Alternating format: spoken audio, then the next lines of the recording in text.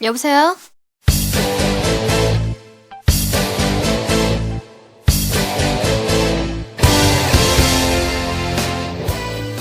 Bu serialda boshqa koreyskiy seriallardan ancha farqi bor.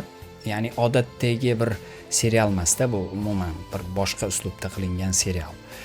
To'g'ri, o'sha sevgi muhabbat, o'sha drama, yana o'sha narsalar, lekin bu yerda agar ko'pincha e'tibor bergan bo'lsangiz, seriallarda shunday narsa bor. Bosh rolda 2 kishi bo'ladi, qolganlar ikkinchi darajalik rollarda ijro etadi. Hamma voqelik mana shu ikkalasini atrofida aylanadi. Ikkita sevishganda o'rtasidagi voqelikka taqaladi hamma narsa, shunga kelib taqaladi. Lekin bo'pti, yana bitta narsani ham aytish kerak.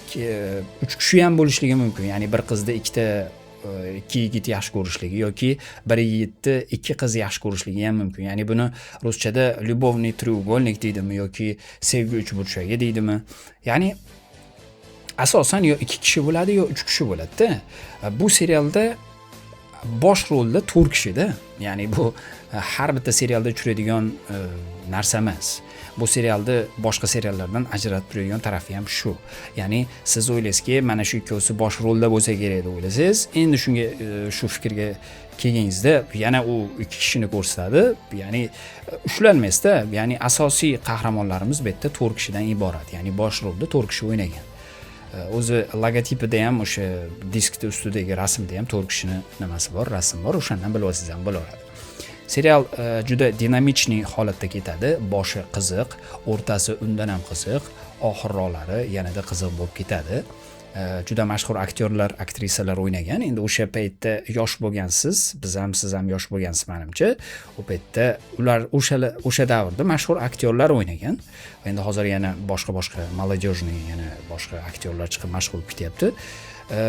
Bu serialda yana boshqa narsasi bor, ya'ni ajratib turadigan boshqa seriallardan, boshqa koreyskiy seriallardan ajratib turadigan narsasi shuki, bitta qaysidir ma'noda ikkita standartga javob bergan joyi bor. Masalan, aytaylik, yosh farqi bor. Ikki sevgilining o'rtasida yosh farqi bor. Otelda menejerini 20-22 yoshli qiz yoqtirib qolishligi va bu menejerni sobiq sevgilisi o'zini tengxo'ri boshqa millionerni yoqtirib qolishligi. Ya'ni ikki sevgili bir-biri bilan teng yoshda, yana ikkitasi yosh farqi bor.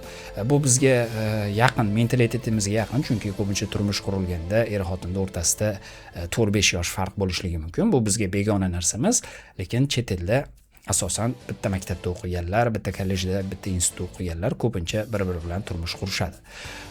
Hozircha shulardan iborat edi. Keyingi videolarda ko'rishguncha sog' omon bo'ling.